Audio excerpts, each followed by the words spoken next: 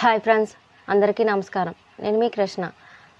ముందు వీడియోలో లాభం ఎలా కనుక్కోవాలి, నష్టం ఎలా కనుక్కోవాలి, లాభ శాతం ఎలా కనుక్కోవాలి, నష్ట శాతం ఎలా కనుక్కోవాలి, పెరుగుదల శాతం, తరుగుదల శాతం ఇవన్నీ ఫార్ములాస్ తెలుసుకున్నాం కదా ఫ్రెండ్స్.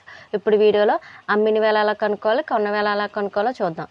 ఫస్ట్ అమ్మిన వేళ ఎలా కనుక్కోవాలో చూద్దాం. అమ్మిన వేళ కనుక్కొనుట.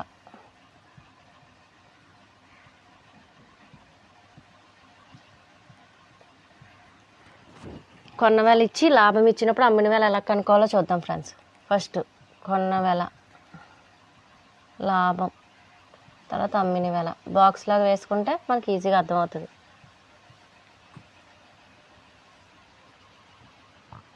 కొన్న వేళ ఎక్స్ ఇచ్చాడు, దానిపై లాభం 10%.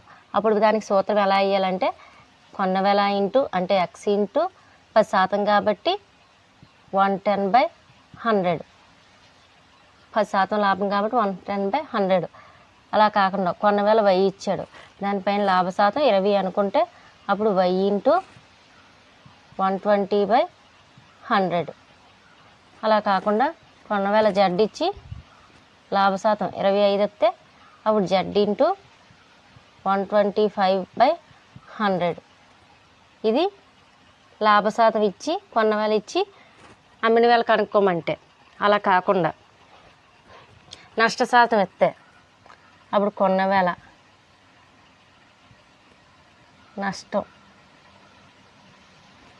అమ్మిన వేళ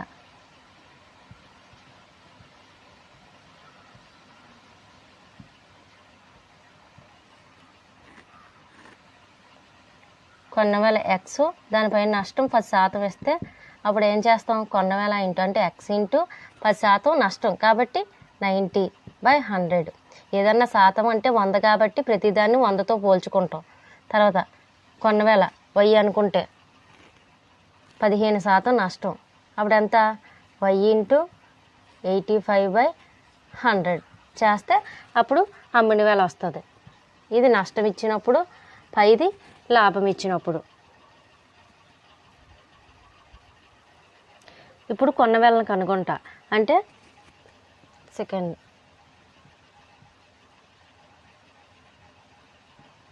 కనుగొనుట.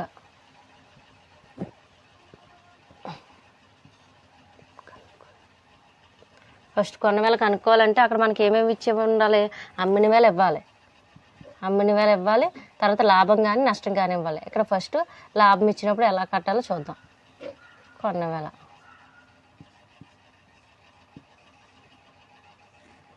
లాభం, అమ్మిన వేళ ఎక్స్ అయితే లాభం, దాని మీద వచ్చిన లాభం 10 అయితే కొన్న వేళ ఎలా కట్టాలంటే ఇందాక ఏం చేసాం, అమ్మిన వేళ కనుక్కున్నప్పుడు అప్పుడు కొన్న వేళ ఇంటూ లాభము బై 100. కానీ కొన్న వేళ కనుక్కున్నప్పుడు అలా చేయం, అమ్మిన వేళ ఇంటూ 100 పైన రాసుకొని ఎంతైతే లాభం వచ్చిందో కిందన అంటే రివర్స్లో రాస్తాం. అమ్మిన వేళనే పైన రాసాం కదా, ఎంతైతే లాభం వచ్చిందో అది పైన రాసాం అమ్మిన వేళ కనుక్కునేటప్పుడు, కానీ కొన్న వేళలో మాత్రం కిందన రాస్తాం. గమనించండి ఫ్రెండ్స్. తర్వాత అమ్మిన వేళ 1000 ఇచ్చి దానిలాగే సేమ్ 20% లాభం అయితే అప్పుడు ఎక్స్ 1000 ఇంటూ 100/120 సేమ్ కిందన రాస్తాం. కొన్న వేళ కనుక్కున్నప్పుడు కిందన రాస్తాం. ఇది లాభం ఇచ్చినప్పుడు. అలా కాకుండా నష్టం ఇచ్చినప్పుడు ఎలా రాయాలి చూద్దాం. అమ్మిన వేళ నష్టం, కొన్న వేళ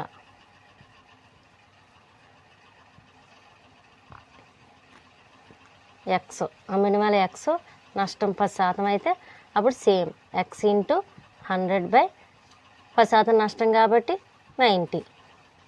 అదే 1000, అమ్మిన వేళ 1000 25% నష్టం, అప్పుడు 1000 ఇంటూ 100/75. ఇది కొన్న వేళ. రెండిట్లకి డిఫరెన్స్ చూడండి ఫ్రెండ్స్. అమ్మిన వేళ అయితే కొన్న వేళ ఇచ్చి లాభం ఇచ్చినప్పుడు ఆ కొన్న వేళ ఇంటూ లాభం, లాభం అంటే మనం ప్రతిదాన్ని 100ని శాతం కదా, శాతం అంటే 100 కాబట్టి ఎంతైతే లాభం వచ్చిందో 100కి కలుపుతాం. కలిపి అప్పుడు 110 కింద 100. ఇప్పుడు శాతాన్ని ఎప్పుడన్నా ఎలా రాస్తాం, ఎగ్జాంపుల్ 85 పర్సంటేజ్ అన్నారు అనుకోండి, ఈ సంఖ్యలో రాయాలంటే ఎలా తెలుపుతాం? 80/5 100 ఇలా తెలుపుతాం కదా. ఇక్కడ కూడా అంతే, ఇక్కడ అంటే 110/100. తర్వాత అదే కొన్నవేళ అయితే x × 100/110. దీనికి రివర్స్లో రాస్తాం. అందుకని నేను అమ్మిన వేళను ముందు చెప్పి కొన్నవేళను తర్వాత చెప్పాను. ఓకేనా ఫ్రెండ్స్? ఇవి అమ్మిన వేళ కొన్నవేళను కనుక్కోమంటే లాభం ఇచ్చినప్పుడు ఎలా కనుక్కోవాలి, నష్టం ఇచ్చినప్పుడు ఎలా కనుక్కోవాలి, కొన్నవేళను ఎలా కనుక్కోవాలి, అమ్మిన వేళను ఎలా కనుక్కోవాలో మీకు అర్థమైంది అనుకుంటున్నాను ఫ్రెండ్స్.